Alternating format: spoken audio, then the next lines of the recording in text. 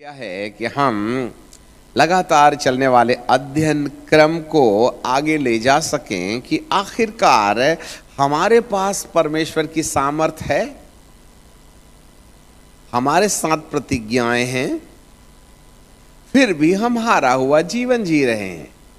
आज 99% लोग अपने दिमाग के अंदर उठने वाली कल्पनाओं से और ऊंची बात से हार पड़े हैं। कोई तकनीकी आपकी मदद करने तैयार नहीं है। ऐसा कोई व्यक्ति नहीं है एटलीस्ट आज की तारीख में जिसके मन के अंदर उठने वाले बवंडर के समान तूफानी ख्याल, ये तूफानी विचार, हमें कौन मुक्ति देगा। परमेश्वर ने तो हाथ उठा दिया, मैं नहीं करने वाला हूं, मैंने तुमको स्वतंत्र इच्छा शक्ति दी है, मैंने तुम्हें स्वतंत्र इच्छा शक्ति दी है, तुम्हारे अंदर में आने वाली कल्पनाओं में मेरा कोई अधिकार नहीं है। तुम आने दोगे तो आएंगी, नहीं आने दोगे तो नहीं आएंगी। और इससे पहले वाले सत्र में हमने आपके सामने एक बात रखी थी कि मनुष्य का जो मन है ना, वो एक फनल की तरह है, चाड़ी की तरह है। और मन की रचना परमेश्वर ने जब रचा था तो उसको एक स्वतंत्र इच्छा शक्ति दिया था। There was a free will जी।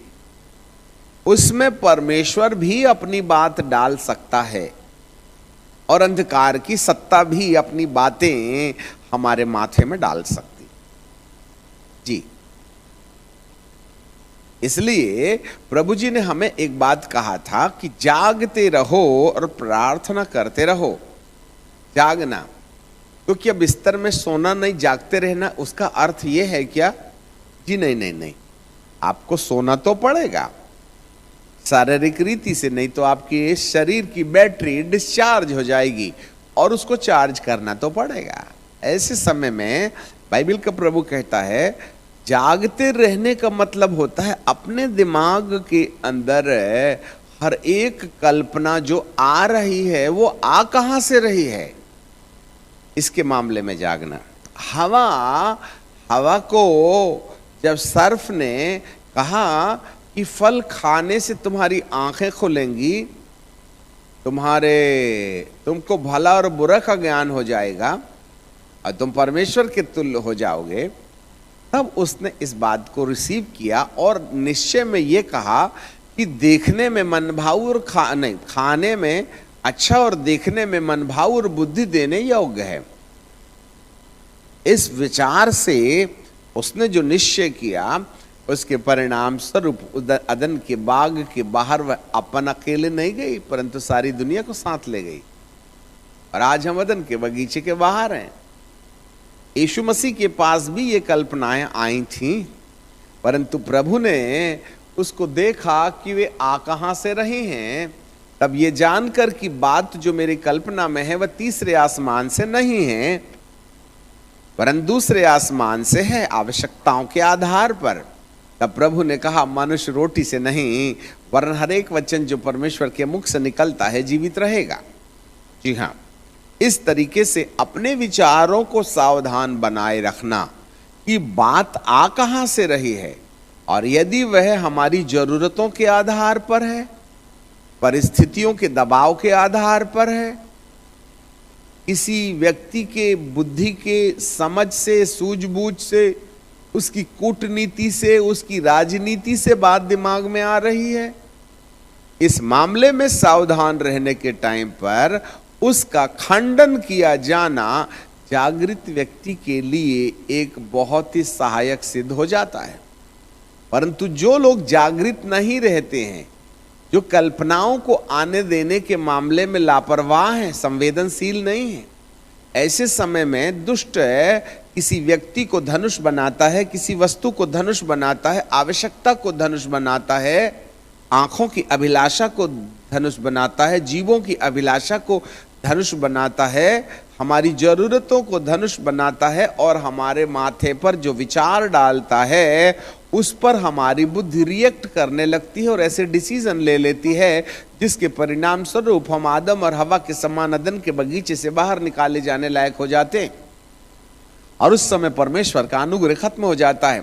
ऐसे समय में बाइबल का परमेश्वर हमें एक आज्ञा देता है, नंबर 1 सावधान। और जब तुम सावधान होकर के ये जान जाओ कि ये कल्पनाएं मेरे लाभ की नहीं है वरन मुझे परमेश्वर की परमेश्वरत्वता से दूर ले जाती हैं, तब ऐसे समय में उनका खंडन किया जाना ये हमारे अधिकार क्षेत्र की बात है। It is our responsibility to demolish all kinds of imaginations, arguments, and the higher things is thinking and the emotions which is abiding in our own flesh or the fleshly mind or the carnal mind. याद रखिएगा, हमारे जो शारीरिक दिमाग है उसमें भावनाएं हमें परमेश्वर के विरुद्ध ले जाती हैं और इस परमेश्वर के विरुद्ध ले जाने वाली भावनाओं को हमें यदि जानकारी मिल जाए तो हम उसी समय इनका इस्तेमाल करें। क्या बात के लिए? खंडन करने। वाह! और यदि आप खंडन करने में सफल हो जाते हैं तो आपने एक युद्ध जीत लिया। या you are a winner in a warfare. ये अंदरूनी लड़ाई है। It's a internal warfare in our own mind. याद रखिएगा, इसमें नोबडी विल हेल्प यू। कोई तकनीकी आपकी मदद नहीं कर सकती। कई लोग जब रेस्टलेस हो जाते हैं तो गम भुलाने के लिए सोमरस पी लेते हैं। हाँ, तो 3 घंटे तो धरती तिरछी दिखती है और बड़ा मजा आता है। इसके बाद में फिर धरती पर फिर वैसे ही नजर आता है जैसा 3 घंटे पहले थे। आज क्यों हमारे युवा और युवती लोग शुरू तो सिगरेट से करती हैं लड़कियां, लड़कों की तो बात ही मत करिए आप। आज भारी मात्रा में जवान युवतियां अपना शौक फरमाने के लिए अपने दोस्तों के साथ सिगरेट पीने से शुरू करती हैं। मगर के मुंह में पैर डालने का कार्यक्रम, ठीक है कि नहीं? फिर उसके बाद में सिगरेट में कुछ कुछ मिलाना शुरू कर देते हैं और एक बार सिगरेट के साथ युवा युवतियों ने कुछ एडिशनल ड्रग्स यदि थोड़ा सा भी जोड़ा तो धरती बहुत ही ज्यादा तिरछी दिखने लगती है। और एक बार ऐसा शुरू हुआ, फिर देखते रहिएगा साहब, सिर किधर है, पैर किधर है, कपड़े कहाँ हैं, आप बैठे कहाँ हो, वो कुछ समझ में नहीं आएगा। एक बार आज बड़े दुख के साथ हम कहना चाहते हैं, धरती के अंदर में इतनी व्यापक रीति से युवक युवतियां ड्रग में उलझे हुए हैं कि उनके माँ बाप को भी नहीं मालूम। इसलिए वे अपने कमरे में ज्यादातर अकेला रहना पसंद करते हैं जी, और अंदर से क्लिप लगा के डोर में, दरवाजे में लगा देते हैं, नो एडमिशन विदाउट परमिशन। हमें मालूम है कोई ना कोई एक ऐसा पर्सनल मामला है जिससे आप अपने माँ बाप का हस्तक्षेप पसंद नहीं करते हैं।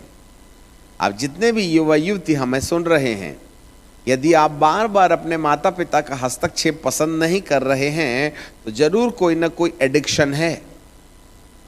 या तो ये कोई ड्रग्स है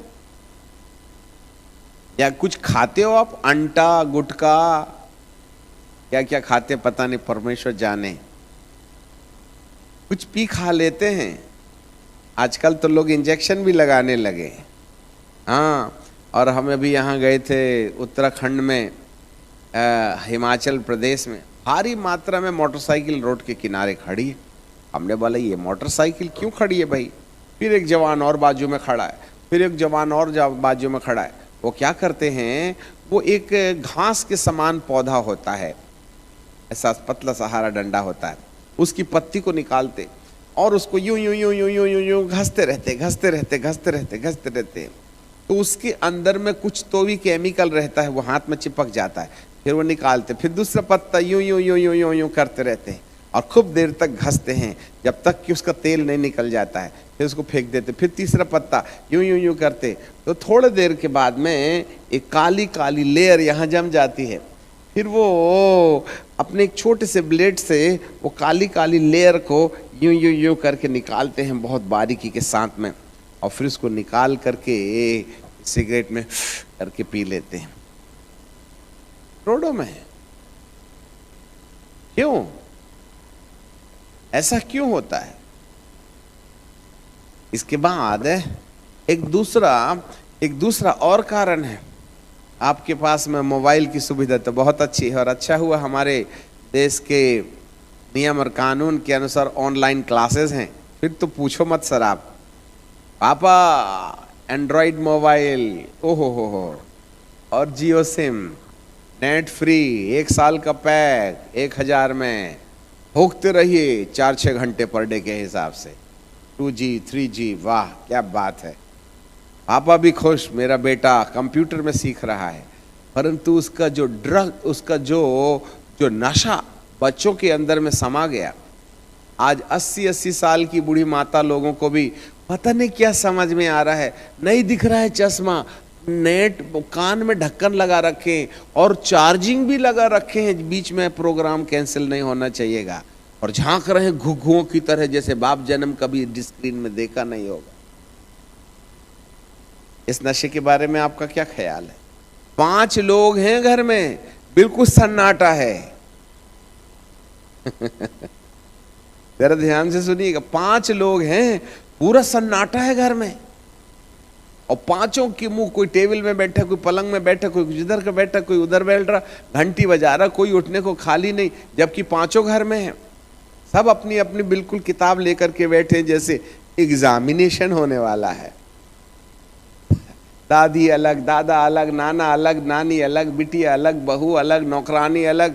जब मालिकों को फुर्सत नहीं है तो नौकरानी लोग काम कहां से करेंगे? वो भी अपने पीछे वाले कमरे में बैठ करके परीक्षा देने के लिए स्टडी कर रही है।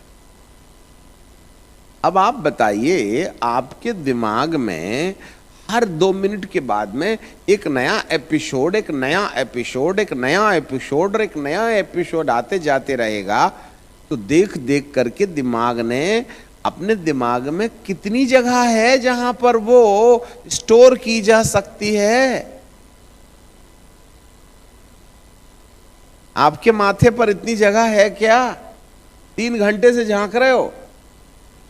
इस दिमाग के अंदर जितने ज्यादा चलचित्र आते जाएंगे, जितने ज्यादा चलचित्र आते चले जाएंगे, जितनी घटनाएं चाहे शुभ हो या अशुभ हो, सारी घटनाएं हमारे चेतन मन से अवचेतन मन में रिकॉर्ड हो जाती हैं। The subconscious mind is the gate to get the information from all kinds of, from the 5 physical senses. ये जो कॉन्शियस माइंड है, ये 5 इंद्रियों के द्वारा जो सूचनाएं मिलती हैं, उन सूचनाओं को अपने अंदर लेकर के चेतन के रास्ते अवचेतन में, सबकॉन्शियस माइंड में रिलीज कर देता है। और सबकॉन्शियस माइंड जो है आत्मा का मन है। सबकॉन्शियस माइंड जो है वो आत्मा का मन है, आत्मिक मन है, नॉन मटेरियल माइंड है। याददाश्त चेतन मन में नहीं रहती है, याददाश्त अवचेतन मन में है। याद का काम शारीरिक दिमाग का काम नहीं है, वरन आत्मिक दिमाग का काम है। और आत्मिक दिमाग जो है वह नॉन मटेरियल बॉडी का हेड है। और मरने के बाद जब इंसान की आत्मा निकलती है तो आत्मिक दिमाग भी निकल जाता है। इसका मतलब मृत्यु के बाद आत्मा और आत्मिक दिमाग में मेमोरी अमर रहती है।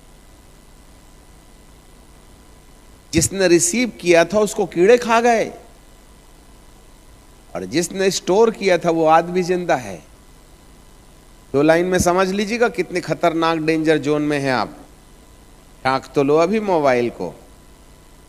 चेतन मन 5 इंद्रियों से सारी सूचनाएं लेकर के उसको अवचेतन को बाईपास कर देता है। चेतन शारीरिक दिमाग है, अवचेतन आत्मिक दिमाग है। जब इंसान मरता है तो चेतन अर्थात शारीरिक दिमाग कब्रिस्तान में चला जाता है, परंतु अवचेतन मन जो आत्मा का दिमाग है शरीर से निकल के बाहर आ जाता है और वो अमर है। Non-material body and non-material mind is not going to be destroyed.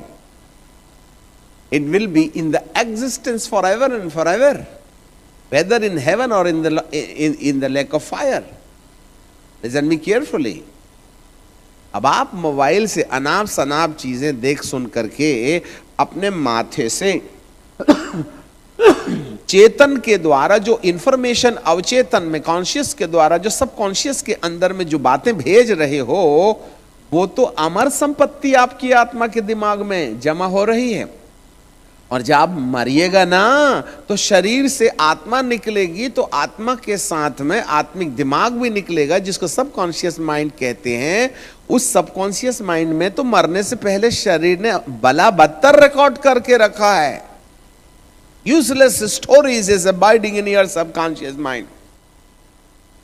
तो आपको रेस्टलेसनेस नहीं होगी तो क्या होगा भाई? आपके अब सपना क्या होता है? आप ही बताइए, सपना होता क्या है? सपना ये होता है जब चेतन काम करना बंद कर देता है, जब इंद्रियों से इंफॉर्मेशन मिलती नहीं है और दिमाग चुपचाप और शांत हो जाता है और नींद आ जाती है, तब दिमाग के अवचेतन से अर्थात मेमोरी मोड से हजारों करोड़ों की संख्या में याददाश्तें रहती हैं, और वहां से एक छोटी सी लाइन निकल के आती है, और फिर 10 साल पुरानी बात आती है, और फिर 5 साल पुरानी बात आती है।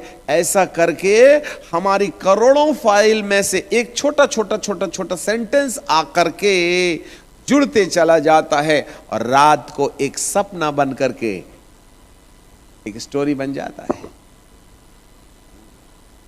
बाइबल कहती है स्वप्न विचारों की बहुतायत से आते हैं, और विचारों को बढ़ोतरी देते हैं हमारे मोबाइल। बिना काम काज के अपन 24 घंटे बिजी रहते। रोज पॉइजन खाते हो आप अपने आत्मिक दिमाग के लिए। And when you will die, आपके मेमोरी मोड के अंदर में जितना भी तुमने मोबाइल के द्वारा छेड़छाड़ की है ना, वो सब चेतन के रास्ते, शारीरिक दिमाग के रास्ते आत्मिक दिमाग में चला गया है। और आत्मिक दिमाग मृत्यु के बाद शरीर से बाहर जब आएगा ना, तब ये आत्मा के अंदर ये सारी याददाश्तें तुमको कहीं इमली के पेड़ से पीपल के पेड़ में, पीपल के पेड़ से जाम के पेड़ में, नदी से मॉल में, मॉल से मंदिर में, मंदिर से गिरजाघर में घुमाएंगी।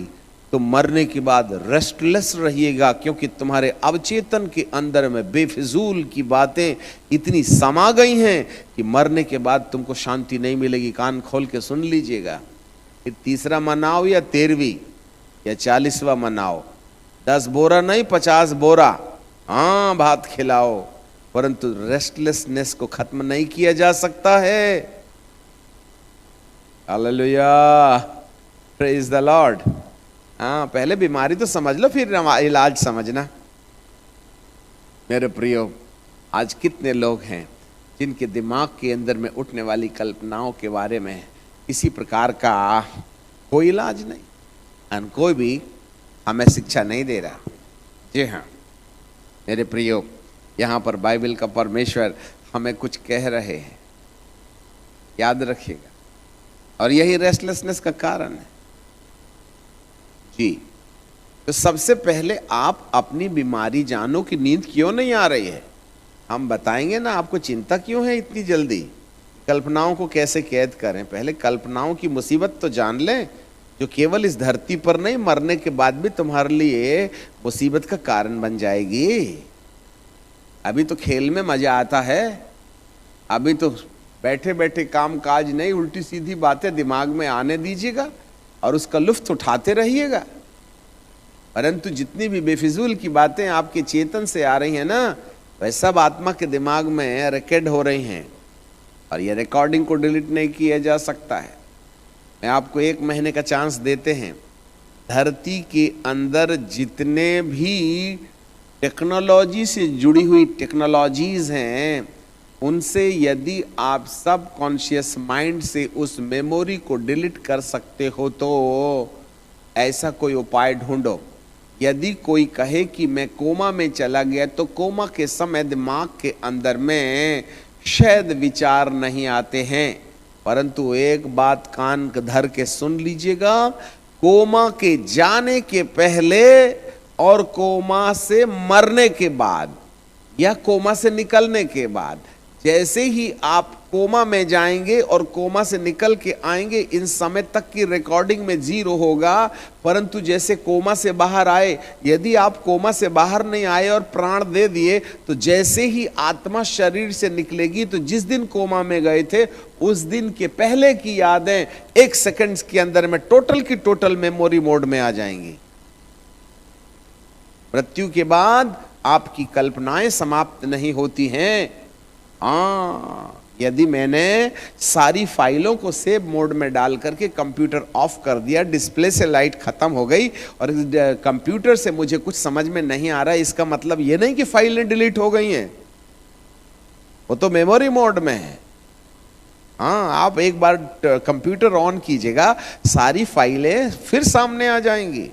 ये मत सोच लेना कि मृत्यु के बाद मेरी याददाश्त खत्म हो जाएगी, नहीं तो धनवान को जमीन के अंदर में पुकार के अपनी पुरानी यादों को याद करने में कौन मदद कर रहा है? मेरे 5 और भाई हैं जो मेरे रास्ते पर चल रहे हैं, उनके पास लाजर को जिंदा करके भेज दो। याद रखना, मरने के बाद देखना, सुनना, बोलना, याददाश्तें सब अमर रहेंगी। इसीलिए हमारी सबसे पहली जरूरत है, मृत्यु के पहले अपने जीवन के अंदर में जितना भी नकारात्मक है, अनुचित है, जो परमेश्वर विरोधी है, उसको कैसे डिलीट किया जाए, इस विषय पर हमको अपनी तैयारी करनी चाहिएगी। वाह मेरे प्रियो, धरती पर जितना ज्यादा आपके चेतन अवचेतन में याददाश्त रहेगी, उतना ही आप रेस्टलेस रहिएगा। नंबर 2, उससे छुटकारा पाने के लिए हम फिर जो गलत रास्ता अपनाते हैं, और वो ये है, नंबर 1 सिगरेट, बीड़ी, तंबाकू, गुटखा, या फिर चरस, भंग, गांजा, स्मैक्स, हीरोइन। अब ये सब कैटेगरी पैसे वालों, गरीब हो तो भैया गांजे में काम चला लोगे, दारू में काम चला लोगे। बाप रही से BCA कर रहे हैं, बाप के कैश में ऐश, तो हीरोइन और चरस की तरफ जाइएगा, है कि नहीं? वाइट पाउडर को क्या क्या बोलते हैं, भगवान जाने इनका क्या क्या है सब, ठीक है कि नहीं? सो इस तरीके से हमारी लतें होंगी। और फिर दूसरी चीज है, यदि हमारे दिमाग में जितनी ज्यादा उलझने होंगी, हम कहीं ना कहीं मनोरंजन का सहारा लेंगे, और मोबाइल को छोड़ करके हमारे पास इससे अच्छा मनोरंजन कोई नहीं हो सकता। जब इससे भी आंख दुखने लगे और धुंधला दिखने लगे, तो हम बॉयफ्रेंड गर्लफ्रेंड बनाएंगे। इसके अलावा हमारे पास में और रास्ता भी क्या है? हम अप्रसन्न परिवार में कहीं दूसरे परिवार में डोरे डालना शुरू कर देते हैं। जहां कहीं भी आपके अंदर में ये गंदी बातें आ रही हैं, ये सब आपके मन का विकार है। कितनी खूबसूरत पत्नी घर में है, फिर भी नौकरानी को लाइन मारते हैं, क्या करिएगा? ये सब चीजें जो है ना हमारे जीवन में, यहां बीमारी है, दिमाग के अंदर बीमारी है। ये रेस्टलेसनेस का इलाज कर रहे हैं हम।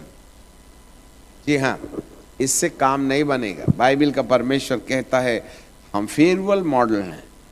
जी हाँ, अब जहां कहीं भी आप उलझे हैं और मजबूरी है आपकी ताकने की, झांकने की, नशे की, मोबाइल की, टेक्नोलॉजी की, बॉयफ्रेंड अनरीति से दोस्त बनाने की, आज इस दोस्त के साथ, कल उस दोस्त के साथ, परसों इस दोस्त के साथ, जैसे कपड़े बदलते हैं वैसे बॉयफ्रेंड गर्लफ्रेंड हम बदलते रहते हैं। रात का कोई, दिन का कोई, दोपहर का कोई। याद रखिएगा, ये सब बातें आपको कहीं ना कहीं नरक की आग में ले जाएंगी। हमारा कुछ नहीं जाता, आपको जहां जाना वहां जाइएगा, सलाह देना हमारा काम है।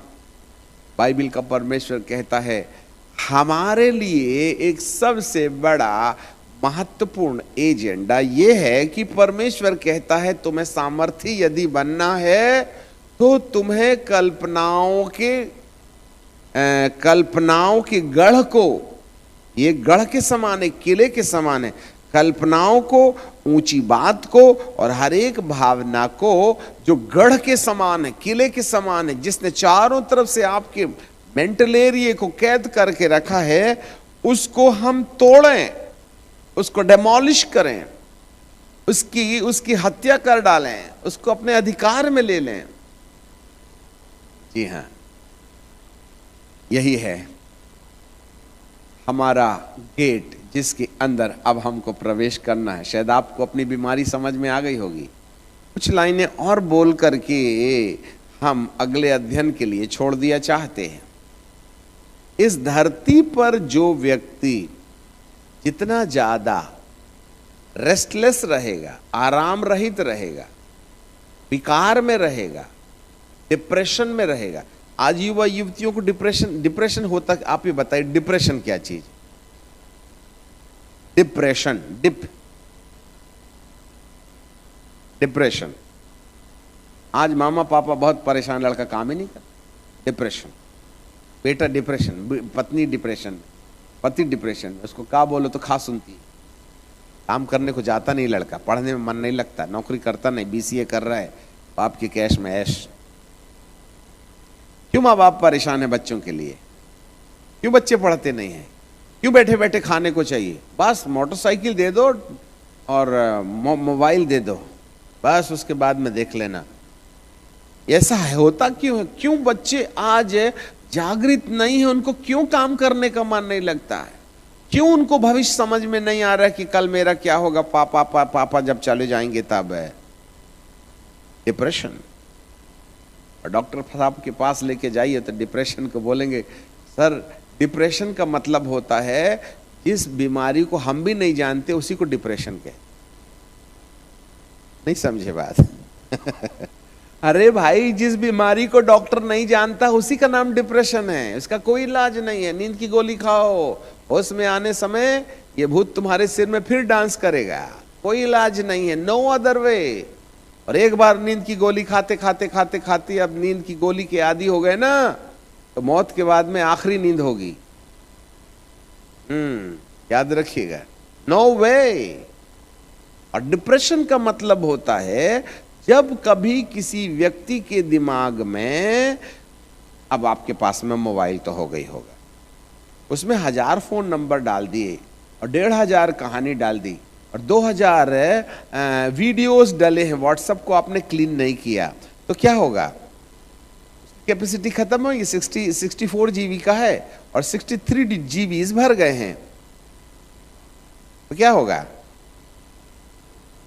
हाँ, हैंग हो जाएगा। अपन का दिमाग भी जब हैंग हो जाता है ना, उसको डिप्रेशन कहते।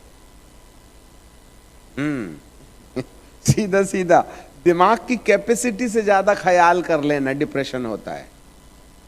अपने दिमाग की क्षमता से ज्यादा सोचना। अपने दिमाग की कैपेसिटी नहीं है, 70 फाइल रखने की जगह 72 आपने अंदर डाल लिया, तो हैंग नहीं होगा तो क्या होगा? डिप्रेशन मतलब दिमाग का हैंग होना। हाँ, फिर ना लगे मन में क्या होगा, मरेंगे ज्यादा से ज्यादा, क्या होगा, कल मरने वाला आज मरेगा, तो पैदा क्यों हुआ? मरना ही चाहता है तो क्यों रोटी का दुश्मन बना बैठा है बाप के लिए चिंता का कारण? जा खा ले जहर और मर जा। बड़े हैं जवान बच्चे, काम वाम करते हैं ही नहीं, पापा का सिर एक के बाद एक उसका बाल झड़े जा रहा है। कहने का मतलब यह है कि इस दिमाग के अंदर हमने इतना ढेर सारा बवंडर आने दिया है जिसके कारण से आज इस धरती पर हम मानव की लिस्ट पर नहीं रखे जा सकते हैं। हमने 18 साल 19 साल के बाद में अपने बाप की रोटी कभी नहीं खाई, और 19 साल के बाद में हमने अपने पापा को कपड़े नहीं खरीदने दिए। सबसे पहले जब नाक के नीचे मूछें नहीं थी तब हमने पैसा कमाना शुरू कर दिया। जी हाँ, कहने का मतलब यह है कि आज बच्चों के अंदर अवेयरनेस नहीं। 30 साल का हो गया, शादी नहीं हुई, और हो भी गई तो बच्चे हो गए और वो भी काम नहीं करता, पत्नी जा रही बेचारी कमा के लेके आ रही है। तो जब बाप ने तुमको क्या बात के लिए धरती पर जन्माया है, चोट मत खाइएगा। और आजकल लड़के पढ़ते वगैरह है नहीं, नौकरी वाली ढूंढते हैं, जिससे कि थैला लेके जाइए, अपनी बीवी की कमाई खाइए, जबकि मर्द की आवश्यकता होती है कि वह अपने पत्नी को घर में बिठाल के खिलाए। आप यदि कोई हैं तो चोट मत खाइएगा, कहीं ना कहीं कोई ना कोई चीज है जो हमारी जिंदगी को आउट ऑफ ऑर्डर कर रही है। जी हाँ, और वो है हमारे माथे का बीमार हो जाना। जी, इसका नामात्र जीते जी उल्टा असर होगा, वरन इसके बाद मृत्यु के पश्चात भी हमारे बदतर से बदतर हालात हो जाएंगे, क्योंकि मृत्यु के बाद आप अपने सबकॉन्शियस माइंड से, अवचेतन मन से उन तमाम नकारात्मक आज्ञाओं को आत्मा के साथ निकल के बाहर आइएगा, और फिर जिंदगी नरकीय हो जाएगी। जिंदगी मतलब आत्मा और आत्मिक दिमाग कभी नहीं मरता है, और वह अमर काल के लिए रेस्टलेस रहेगा।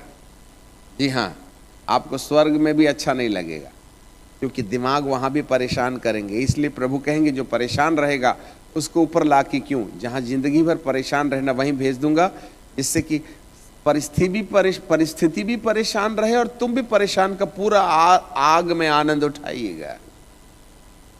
मैं एक बात कह करके रुकना चाहते हैं, मृत्यु के पहले आपकी जितनी भी नेगेटिव मेमोरीज है, यदि आप उसको मिटाने में सफल हो गए तो अनंत जीवन में प्रवेश करने में आपको ज्यादा दिक्कत नहीं होगी।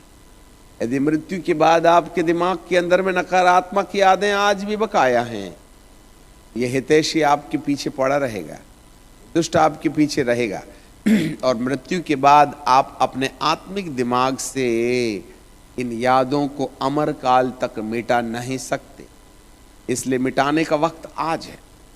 तो पिता परमेश्वर आपके मन की आंखों को खोले, और इस टॉपिक को हम अगले एपिसोड में आपके सामने रखेंगे, कैसे इस संसार के साथ आने वाले संसार में भी आपको पीस या शांति मिले। हाँ, परमेश्वर का राज्य, धार्मिकता, शांति और आनंद, the kingdom of God is not eating and drinking but the righteousness and the peace and the joy of God which comes through the Holy Spirit. पिता आपके साथ बना रहे। सनातन परमेश्वर, हम आपको धन्यवाद देते हैं। अगली कड़ी पर इसे समझने का अनुग्रह दीजिएगा। आप हमारी बुद्धि पर आपकी दया बनी रहे, सब बातों में श्रेष्ठ स्थान देते। यही यीशु नासरी के नाम से मांग